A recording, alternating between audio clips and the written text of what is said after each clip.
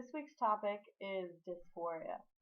And let me give you the definition of dysphoria. It's a state of feeling unwell or unhappy. And for anybody who has gone through body dysphoria, you know exactly what I'm talking about.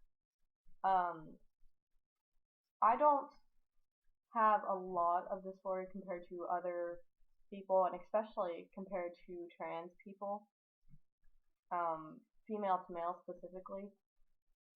Uh, it's but it is the worst thing that you will ever go through because you wake up and my dysphoria has a lot to do with my chest, and it's on some days you wake up and it's not that bad and you're okay with it as long as you don't think about it, and then other days you wake up and it's just this crushing weight on you that's like, why aren't these away? Why aren't these gone? I don't want these here.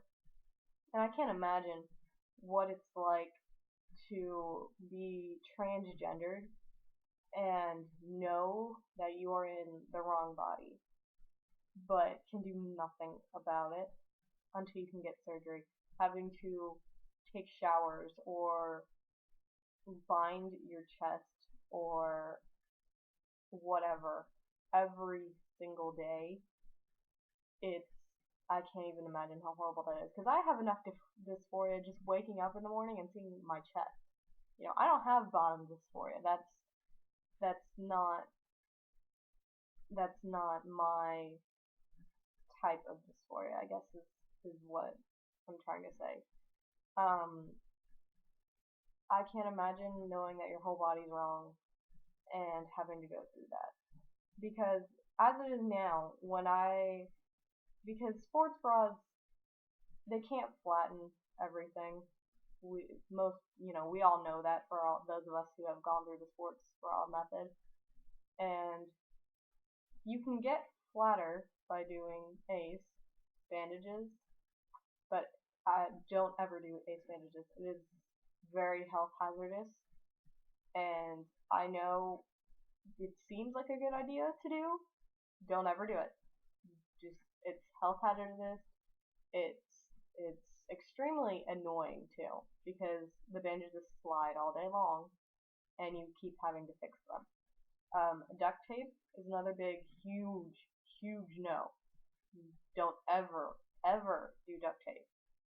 And I know some people are like, well, that's given, but it's not when you go through dysphoria. When you're going through dysphoria, you just look down and you're like, I want these gone no matter what I have to do to get them gone. And just no duct tape.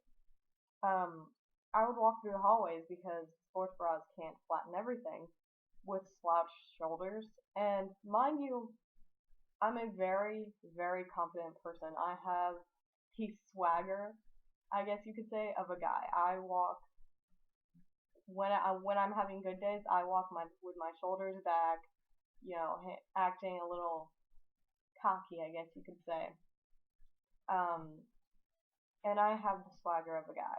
So I walk through the halls and I'm like, I'm awesome. This is awesome. Look at me. This is great.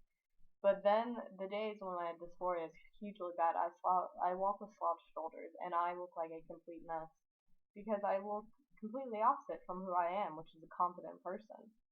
Um, I look like I am trying to hide away from people because my shoulders are caved in and I'm walking with my head down to try and make my chest look flatter and look more concave so that you can't really tell. Um, and really when you're trans, the only way to get through the dysphoria for most people is to go through hormones and surgery.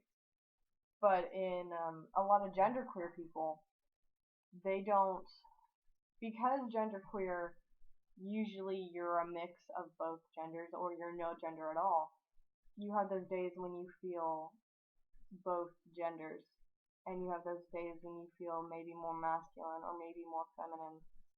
And if you were to get surgery, that's the big thing with me. If I were to get surgery, top surgery, um, there are going to be days when I feel more girly and I'm going to regret it. And I don't ever want to regret getting something done because it's going to make me happy most of the time. But there's those days when I'm going to feel depressed because I did it. Hormones is another big no for me because I don't want to deal with all the hair that comes with testosterone. I want to deal with the less curvy body, the broader shoulders, the deeper voice, but all the hair that comes with it um, is a big no. And I'm not saying there's something wrong with, hair. It's just I'm kind of a clean freak when it comes to my body. And I think of hair and I think of like smell and germs, and I don't want that. So hair hormones is another big thing that's a no for me.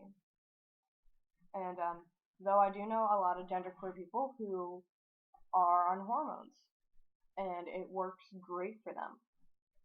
But mostly the way that I know how I'm gonna have to deal with it is just by buying a binder and working out a lot is my solution right now. Is working out a lot, trying to get rid of the curves of my body.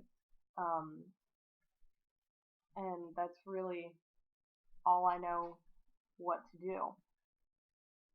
If you have questions, any suggestions you want to add, this video is getting kind of long, so I'm going to end it. Put them in the comments. My Tumblr is going to be in the description like always. Ask me questions, put suggestions on my Tumblr, follow me on Tumblr if you want. Subscribe, and have a great week, guys.